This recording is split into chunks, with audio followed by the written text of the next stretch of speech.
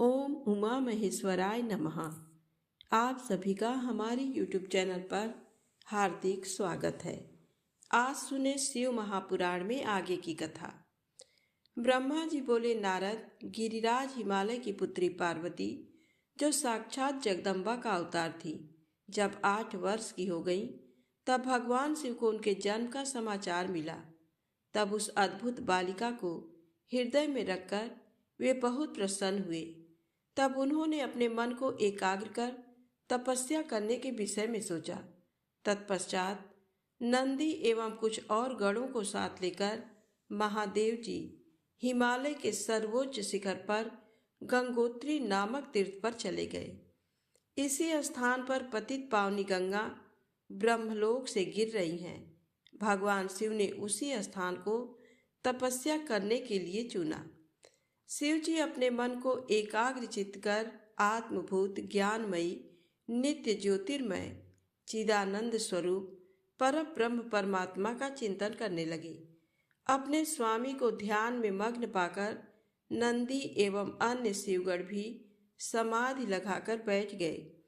कुछ गण शिव जी की सेवा करते तथा कुछ उस स्थान की सुरक्षा हेतु कार्य करते।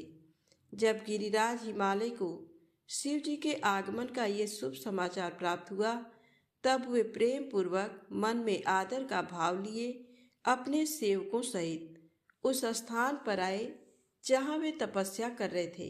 हिमालय ने दोनों हाथ जोड़कर रुद्रदेव को प्रणाम किया।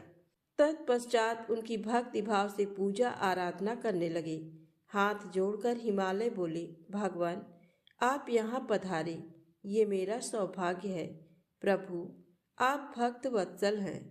आज आपके साक्षात दर्शन पाकर मेरा जन्म सफल हो गया है। आप मुझे अपना सेवक समझें और मुझे अपनी सेवा करने की आज्ञा प्रदान करें।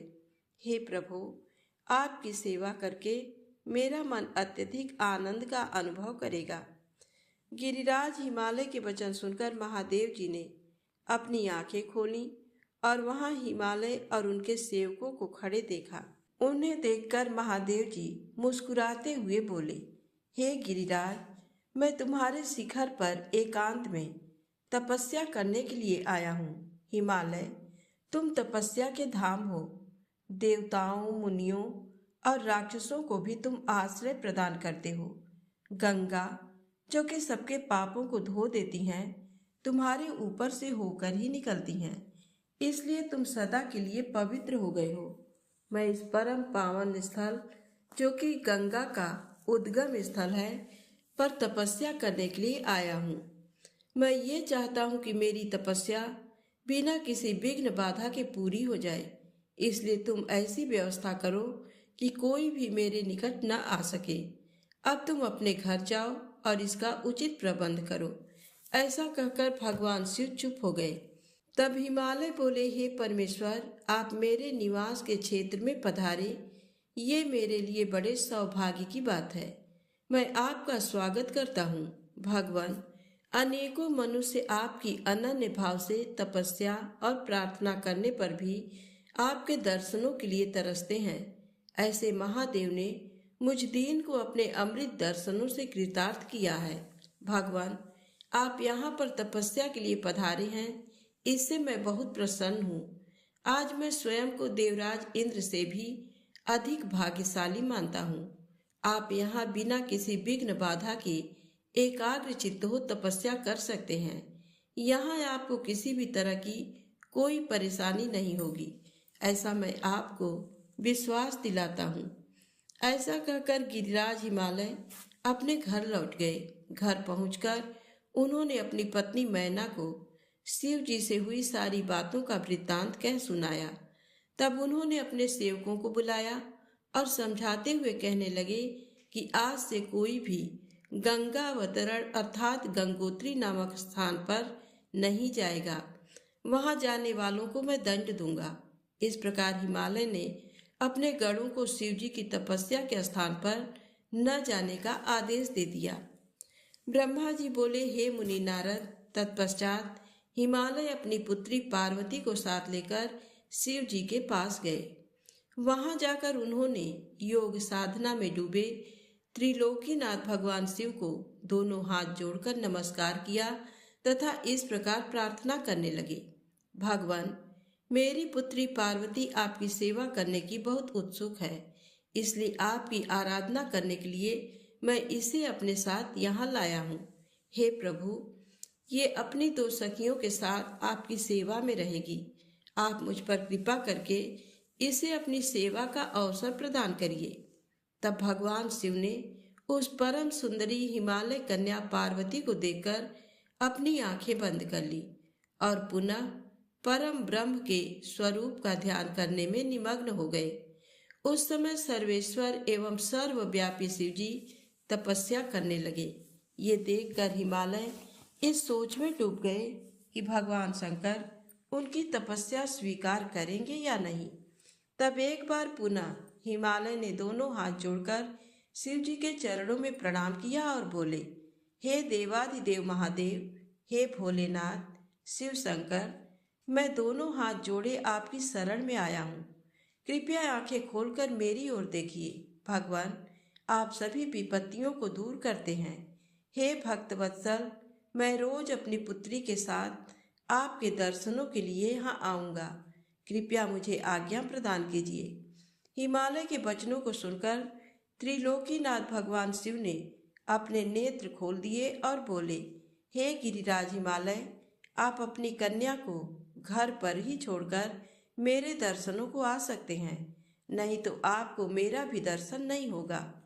महेश्वर की ऐसी बात सुनकर हिमालय ने अपना मस्तक झुका दिया और शिव जी से बोले, हे प्रभु, हे महादेव जी, कृपया ये बताइए कि मैं अपनी पुत्री के साथ आपके दर्शनों के लिए क्यों नहीं आ सकता।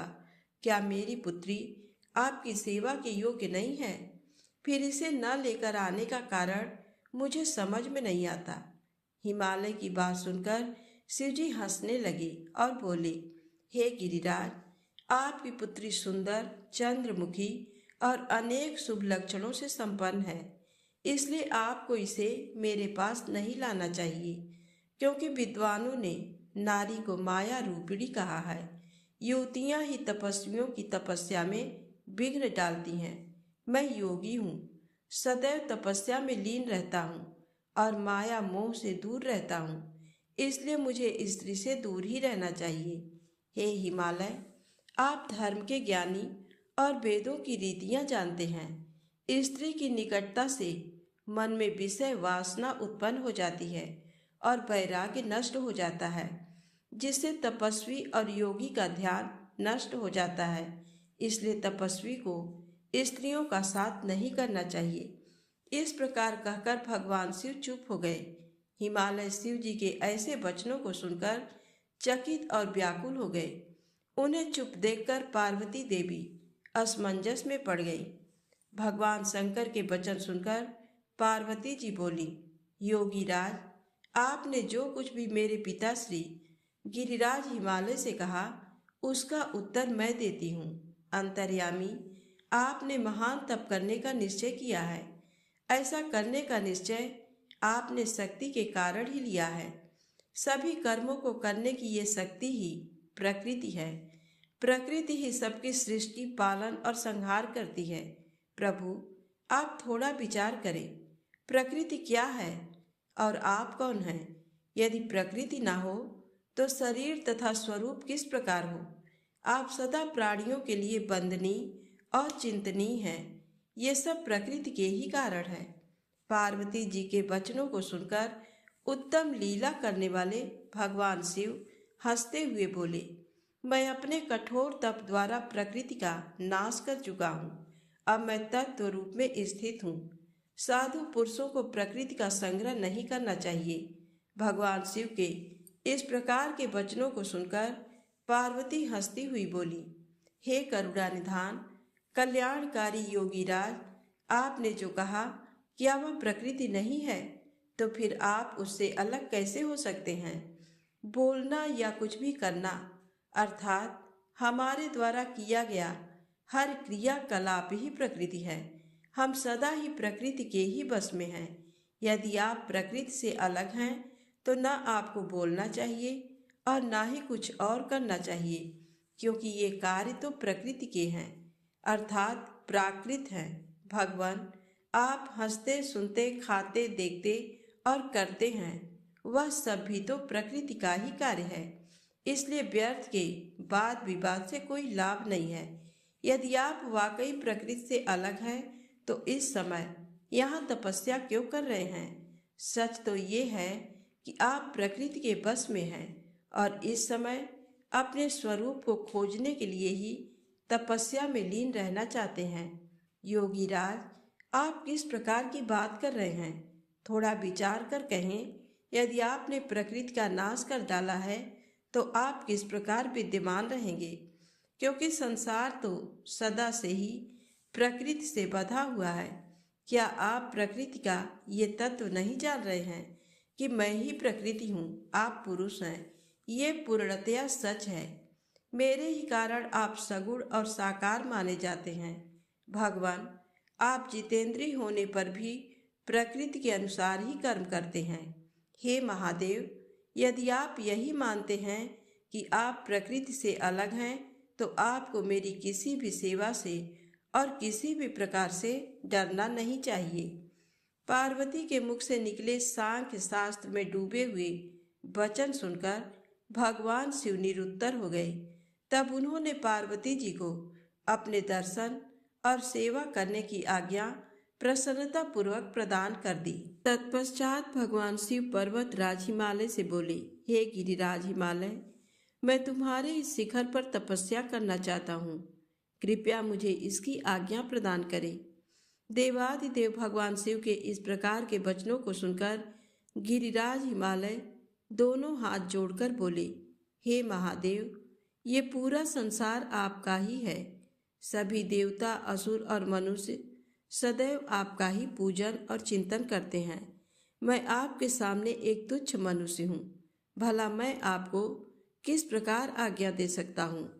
प्रभु, ये आपकी इच्छा है। आप जब तक यहाँ निवास करना चाहें कर सकते हैं।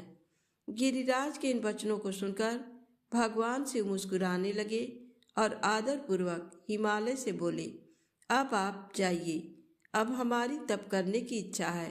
तुम्हारी कन्या नित्य आकर मेरे दर्शन कर सकती है और मेरी सेवा करने की भी मैं उसे आज्ञा देता हूँ। लोक कल्याणकारी भगवान शिव के इन उत्तम वचनों को सुनकर हिमालय और पार्वती जी बहुत प्रसन्न हुए। उन्होंने त्रिलोकीनाथ भगवान शिव को नमस्कार किया और अपने घर लौट गए। उसी दिन से पार्वती जी प्रतिदिन भगवान शिव के दर्शनों के लिए वहां आती। उस समय उनके साथ उनकी 2 सखियां भी वहां जाती और भक्तिपूर्वक शिव जी की सेवा करती। वे महादेव के चरणों को धोकर उस चरणामृत को पीती थीं। तत्पश्चात उनके चरणों को पोंछती। फिर उनका षोडशोपचार अर्थात 16 उपचारों से विधिवत पूजन करने के पश्चात अपने घर वापस लौट आती। इस प्रकार प्रतिदिन शिव जी का पूजन करते हुए बहुत समय व्यतीत हो गया। कभी कभी पार्वती जी अपनी सखियों के साथ वहां भक्ति पूर्वक उनके भजनों को भी गाती थीं।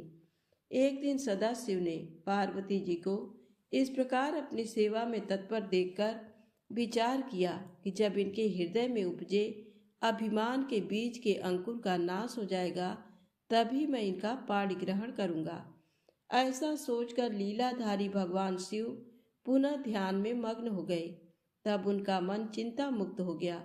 तब देवी पार्वती भगवान शिव के रूप का चिंतन करती हुई भक्ति भाव से उनकी सेवा करती रहती। भगवान शंकर भी शुद्ध भाव से पार्वती को प्रतिदिन दर्शन देते थे। इसी बीच इंद्र और अन्य देवता व मुनि ब्रह्मा जी के पास पहुंचे। ब्रह्मा जी की आज्ञा से कामदेव हिमालय पर्वत पर गए। सभी देवताओं के कार्य की सिद्धि हेतु काम की प्रेरणा से वे पार्वती शिव का संयोग कराना चाहते थे। इसका कारण ये था कि महापराक्रमी तारकासुर ने ऋषि मुनियों और देवताओं की नाक में दम कर रखा था। उसका वध करने के लिए उन्हें भगवान शिव जैसे महापराक्रमी और बलवान पुत्र की आवश्यकता थी। कामदेव ने हिमालय के शिखर पर पहुंचकर अनेक यत्न किए, परंतु भगवान शिव काम की माया से मोहित न हो सके। उन्होंने क्रोध से कामदेव को भस्म कर दिया। अब शक्ति में ही सामर्थ्य थी कि शिव को मोहित कर वे देवताओं की इच्छा को साकार कर दी। इसीलिए काम के अनंग होने के बाद जन कल्याण के लिए तथा अपने व्रत को पूरा करने के लिए पार्वती ने मन ही मन शिव जी को पति रूप में पाने का दृढ़ निश्चय कर लिया। कठोर तपस्या करके देवी पार्वती ने शिव जी के हृदय को जीत लिया। तब वे दोनों अत्यंत प्रेम से प्रसन्नता पूर्वक रहने लगे और उन्होंने देवताओं के महान कार्य को सिद्ध किया। नारद जी कहने लगे, ब्रह्मा जी, तारकासुर कौन था जिसने देवताओं को भी पीड़ित किया, उन्हें स्वर्ग से निष्कासित कर दिया और स्वर्ग पर अपना एकाधिकार स्थापित कर लिया? कृपया मुझे इसके विषय में बताइए। ब्रह्मा जी बोले, हे मुनि नारद, मरीच के पुत्र कश्यप मुनि थे।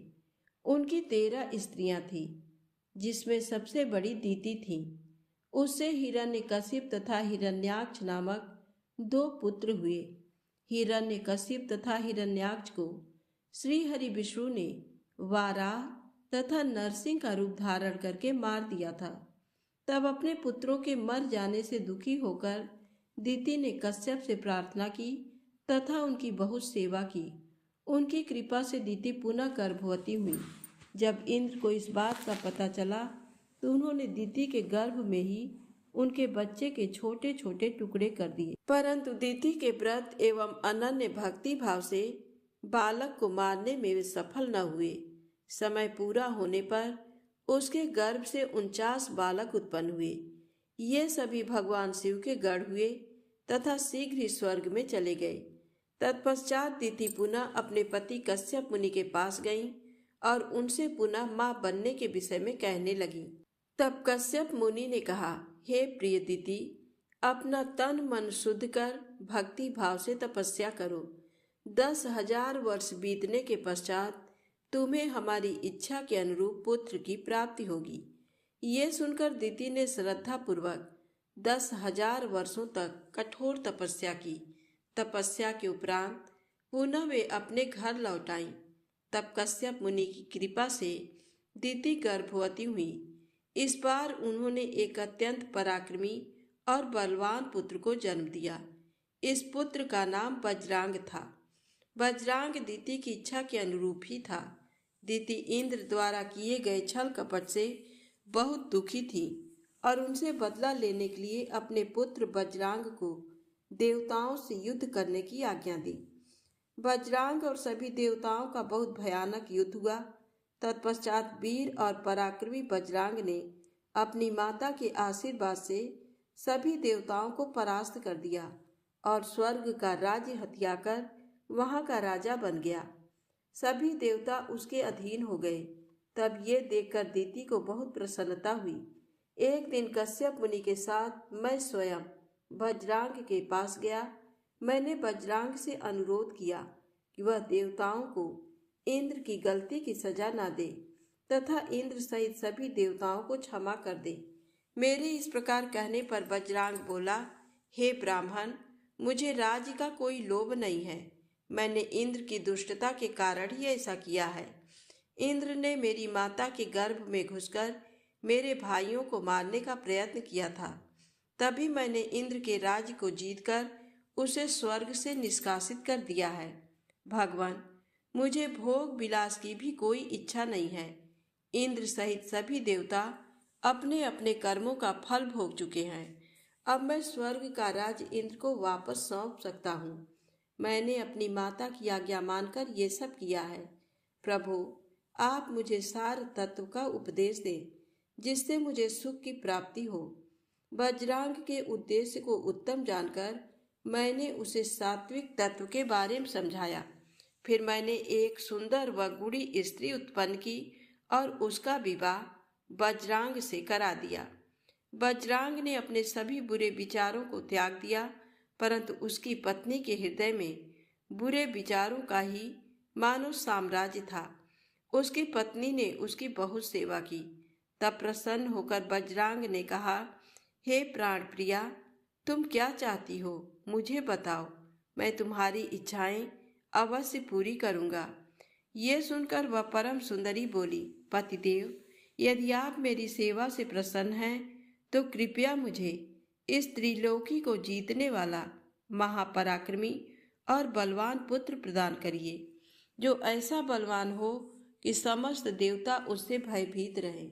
अपनी पत्नी के ऐसे वचन सुनकर बजरांग सोच में डूब गया, क्योंकि वह स्वयं देवताओं से किसी प्रकार का कोई बैर नहीं रखना चाहता था, परंतु उसकी पत्नी देवताओं के साथ शत्रुता बढ़ाना चाहती थी। बजरांग सोचने लगा कि यदि सिर्फ अपनी पत्नी की इच्छा को सर्वोपरि मानकर उसे पूरा कर दिया तो सारे संसार सहित देवताओं एवं मुनियों को दुख उठाना पड़ेगा, और यदि पत्नी की इच्छा को पूरी नहीं किया तो मैं नरक का भागी बनूंगा।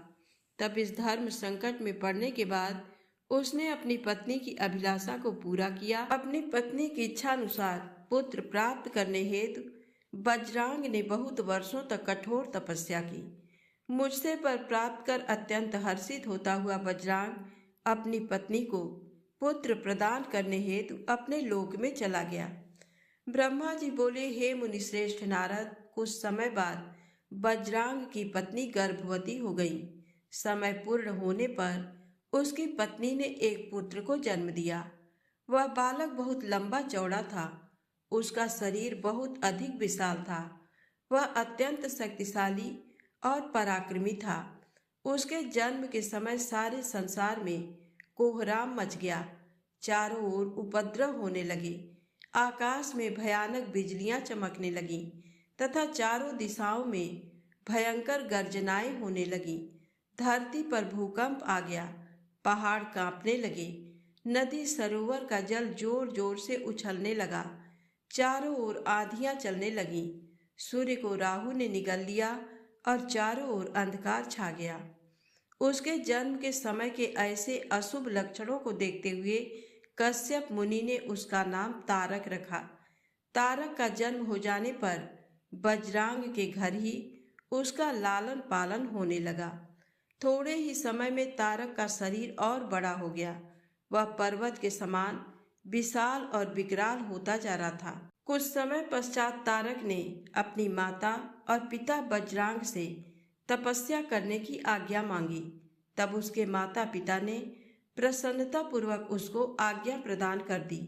साथ ही उसकी माता ने उसे ये आदेश दिया कि वह देवताओं को अवश्य जीते और उन पर अपना आधिपत्य कर स्वर्ग पर अधिकार कर ले। अपनी माता की आज्ञा पाकर बजरांग का पुत्र तारक तपस्या करने के लिए मधुबन चला गया। वहां तारक ने मुझे प्रसन्न करने के लिए कठोर तप करना आरंभ कर दिया। उसने अपने दोनों हाथों को सिर के ऊपर ऊंचा कर लिया और ऊपर की ओर देखने लगा तथा एक पैर पर खड़े होकर एकाग्र मन से 100 वर्ष तक तपस्या करता रहा। उस समय वह केवल जल और वायु से ही अपना जीवन यापन कर रहा था। तत्पश्चात उसने 100 वर्ष जल में, 100 वर्ष थल में, 100 वर्ष अग्नि में रहकर कठिन तप करके मुझे प्रसन्न करने का प्रयत्न किया। फिर 100 वर्ष पृथ्वी पर हथेली धारण करके 100 वर्ष वृक्ष की शाखा को पकड़कर तथा अनेकों प्रकार के दुख सह सहकर वह तप करता रहा। इस तपस्या के प्रभाव से उसके शरीर से तेज निकलने लगा, जिससे देवलोक जलने लगा। ये देखकर सभी देवता घबरा गए। फिर मैं स्वयं तारकासुर के पास वरदान देने के लिए गया। मैंने तारकासुर से कहा, तारक, मैं तुम्हारी इस दुस्सह तपस्या से बहुत प्रसन्न हूँ। तुमने इस कठोर तप करके मुझे प्रसन्न किया है। तुम्हारा इसके पीछे क्या प्रयोजन है? निसंकोच मुझे बताओ। मैं तुम्हें तुम्हारा मनोवांछित फल अवश्य प्रदान करूँगा। तुम अपनी इच्छा अनुसार वर मांगो। ब्रह्मा जी के इन वचनों को सुनकर तारकासुर उनकी स्तुति करने लगा। तत्पश्चात वह बोला, हे विधाता, हे ब्रह्मा जी, अगर आप मेरी तपस्या से प्रसन्न होकर मुझे वरदान देना चाहते हैं तो प्रभु मुझे पहला वर ये दे कि आपके द्वारा बनाई गई इस सृष्टि में मेरे समान कोई भी तेजवान और बलवान ना हो। दूसरा वर ये दें कि मैं अमर हो जाऊं, अर्थात कभी भी मृत्यु को प्राप्त ना हो। तब मैंने कहा कि इस संसार में कोई भी अमर नहीं है, इसलिए तुम इच्छानुसार मृत्यु का वर मांगो। तारक ने अहंकार भरी विनम्रता से निवेदन किया, भगवान, मेरी मृत्यु भगवान शंकर के वीर्य से उत्पन्न बालक के चलाए हुए शस्त्र से ही हो और कोई मेरा वध न कर पाए। मैंने तारक को उसके मांगे हुए वर प्रदान कर दिए तथा अपने लोक में लौट आया। वर पाकर तारक बहुत खुश था। वह भी वर प्राप्ति का समाचार देने के लिए अपने घर को चला गया। दैत्यों के गुरु शुक्राचार्य ने तारक को असुरों का राजा बना दिया। अब तारक तारकासुर नाम से प्रसिद्ध हो गया। वह तीनों लोगों पर अपना अधिकार स्थापित करना चाहता था, इसलिए सबको पीड़ित कर, उनसे युद्ध कर, उन्हें हराकर सबके राज्यों पर अपना अधिकार करता जा रहा था। स्वर्ग के राजा इंद्र ने भी डरकर अपना वाहन ऐरावत हाथी, अपना खजाना और 9 सफेद रंग के घोड़े उसे दे दिए। ऋषियों ने डर के मारे कामधेनु गाय तारकासुर को दे दी। इसी प्रकार अन्य देवताओं ने भी अपनी अपनी प्रिय वस्तुएं तारकासुर को अर्पित कर दी। अन्य लोगों के पास भी जो उत्तम उत्तम वस्तुएं थी, उन्हें भी दैत्यराज तारक ने अपने अधिकार में कर लिया। इतना ही नहीं, समुद्रों ने भी भयभीत होकर अपने अंदर छिपे सभी अमूल्य रत्न निकालकर तारकासुर को सौंप दिए। तारकासुर के भय से पूरा जगत कांपने लगा था। उसका आतंक दिनों दिन बढ़ता ही जा रहा था। पृथ्वी, सूर्य, चंद्रमा, वायु, अग्नि सभी तारकासुर के डर के कारण अपने सभी कार्य सुचारू रूप से कर रहे थे। दैत्यराज तारकासुर ने देवताओं और पितरों के भागों पर भी अपना अधिकार जमा लिया था। उसने इंद्र को युद्ध में हराकर स्वर्ग का सिंहासन भी हासिल कर लिया था। उसने स्वर्ग के सभी देवताओं को वहां से निकासित कर दिया, जो अपनी प्राण रक्षा के लिए इधर उधर भटक रहे थे। तो आज की कथा यहीं समाप्त होती है। प्रेम से बोले शंकर भगवान की जय हो।